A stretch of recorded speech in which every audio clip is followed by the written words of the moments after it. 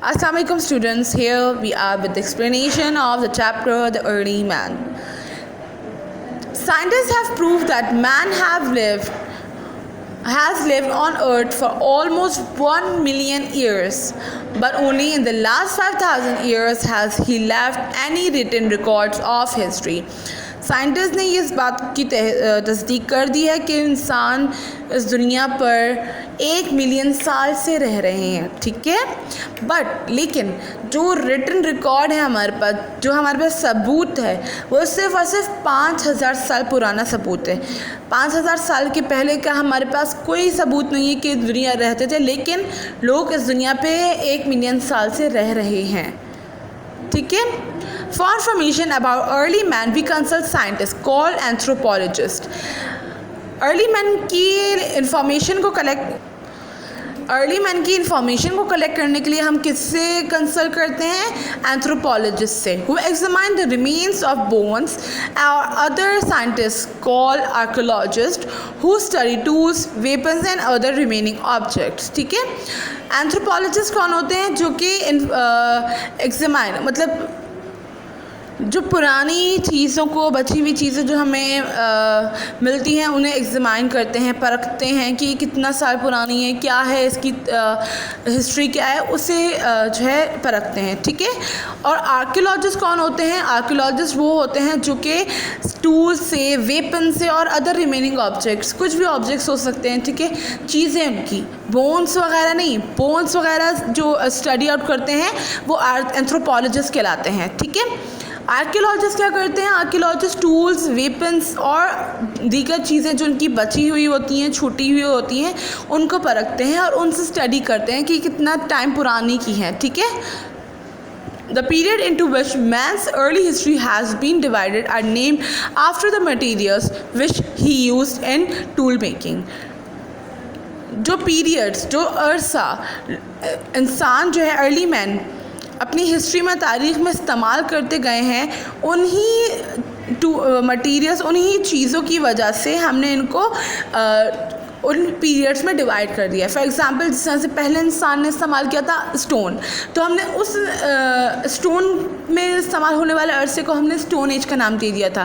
फिर उसके बाद उन्होंने ब्रॉन्ज़ इस्तेमाल किया, तो उस अरसे में जब तक ब्रॉन्ज़ इस्तेमाल हो रहा था, हमने इस पीरियड को ब्रॉन्ज़ एज का नाम दे दिया। फिर आयरन एज का नाम दे दिया, ठीक है। तो जैसे जैसे वो अर्ली मैन अपनी जो मटीरियल्स इस्तेमाल करते थे, हमने उसी मटीरियल की तहत उनको डिवाइड कर दिया, ठीक है। Man's first tool were made of stone. इंसान का जो सबसे पहला जो चीज़ बनी थी वो किससे बनी थी? स्टोन से, पत्थर से बनी थी। This period is called the Stone Age. इसी वजह से हम उस पीरियड को, उस अरसे को क्या कहते हैं? स्टोन एज कहते हैं। Then man discovered bronze, which is a mixture of copper and tin. फिर इंसान, वो अर्ली मैन ने, पहले के लोगों ने क्या डिस्कवर किया? ब्रॉन्ज, जो कि किसका मिक्सचर है? कॉपर का और टिन का मिक्सचर है, वो डिस्कवर किया। फिर उससे चीज़ें बनाना शुरू की, ठीक है। And he made use of this material, और फिर उसको अपने काम में लाते रहे इस मटीरियल को, ठीक है। This period is known as bronze age, और ये अरसा क्या कहलाता है? ब्रॉन्ज एज कहलाता है। एज मैन एडवांस्ड, जैसे ही जो है इंसान तरक्की याफ्ता होता गया, एडवांस होता गया, iron was use for tool making and this period is called the iron age. Iron दरियाफ्त हुआ, आयरन से टूल्स बनाना स्टार्ट हुए, और इस वजह से उस अरसे को क्या कहते हैं? Iron age. Though early man lived a very simple life compared with that of modern man, he had intelligence and learned to cope with nature. अगर हम कंपैरिजन करें अब के इंसानों को और पहले के रहने वाले इंसानों को, तो हम कंपैरिजन कर ही नहीं सकते, कोई कॉमन चीज़ ही नहीं है। वो बहुत ही सिंपल वे में अपना लाइफ स्टाइल रखते थे, और हमारा लाइफ स्टाइल जो बीइंग अ मॉडर्न पीपल है, वो बहुत ही उनसे डिफरेंट है, हट के है, ठीक है।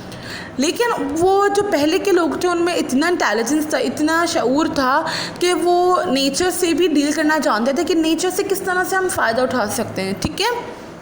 He develop methods of hunting, working and farming, ठीक है। उन्होंने काम करने के, हंटिंग करने के, शिकार करने के, फार्मिंग, खेती बाड़ी करने के बहुत ज़्यादा जो है मेथड्स डेवलप करते गए। पहले अगर किसी चीज़ से मतलब हाथों से अगर वो करते थे तो फिर उन्होंने जानवरों का इस्तेमाल किया, और अब देखते देखते आप देखते हैं मशीन से इस्तेमाल होती हैं खेती बाड़ी में, ठीक है। तो वो अपने आप को एडवांस करते गए, अपने आप में चेंजेस लाते गए, ठीक है। He even made beautiful objects and painted pictures.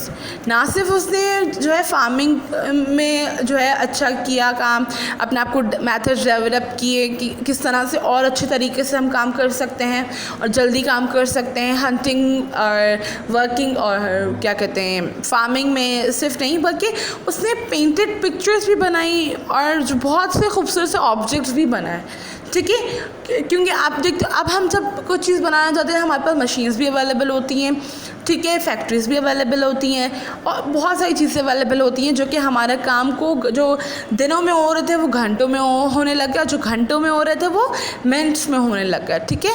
तो उसने पहले तो ऐसा खैर नहीं होता था, लेकिन उन्होंने अपने नेचर से ही जो है डील करना शुरू किया और एडवांटेजेस उठाने शुरू किए और बहुत ही खूबसूरत सी चीज़ें बनाना शुरू की, ठीक है। Early man kept on making new discoveries, उन्होंने न्यू डिस्कवरीज़ को बनाना जारी ही रखा कि ये नहीं कहा कि एक दफ़ा एक चीज़ जो है डिस्कवर हो गई है, एक चीज़ दरियाफ़्त हो गई है तो हम बाकी मज़ीद चीज़ें दरियाफ़्त नहीं करते, नहीं, उन्होंने अपनी दरियाफ़्त को जारी ही रखा। And making improvements to their life way of life, उन्होंने अपनी ज़िंदगी के रहने के तरीक़ों को बहुत बेहतर किया। आपको पता है पहले के लोग जो थे मतलब अर्ली मैन वो कपड़े नहीं पहनते थे, फिर वो ज़रा सा एडवांस उन्होंने खाल पहनना शुरू की, ठीक है। फिर थोड़ा सा और एडवांस हुए तो उन्होंने जो है ये सोचा कि हाँ यार ये ऊन से हम कपड़े बना सकते हैं, तो उन्होंने कपड़े बना के कपड़े पहनना शुरू किया। अब देखते देखते अब हम देखो हम क्या पहनते हैं, ठीक है। But the most important discovery made by the early man was fire, लेकिन जो बहुत ही अहम उनकी जो डिस्कवर थी वो क्या थी, फायर, आग, ठीक है। क्योंकि वो आपको पता है पहले के लोग जो अर्ली मैन होते थे वो खाना पका कर नहीं खाते थे, वो हंट कर कच्चा ही खा जाया करते थे, जैसे हंट किया खाल उतारी खा गए। लेकिन अब क्या होता है ना, आपने देखा होगा हम पूरा प्रॉपर वे में पकाते हैं, ठीक है। जब उन्होंने फायर डिस्कवर की, क्योंकि जाहिर सी बात है बहुत गर्माइश होती थी तो उनको जो है टेम्परेचर को भी नॉर्मल रखने के लिए फ़ायर इस्तेमाल होती थी, ठीक है। और उन्होंने जब सोचा कि फ़ायर हमने दरियाफ़्त कर ली है तो हम ये खाना पका भी सकते हैं, तो उन्होंने खाना पकाना शुरू किया प्रॉपर वे में, पतीले में नहीं, ऐसे नहीं, लेकिन रोस्टिंग शुरू की, आग लगाकर लकड़ियों की मदद से रोस्टिंग शुरू की, ठीक है।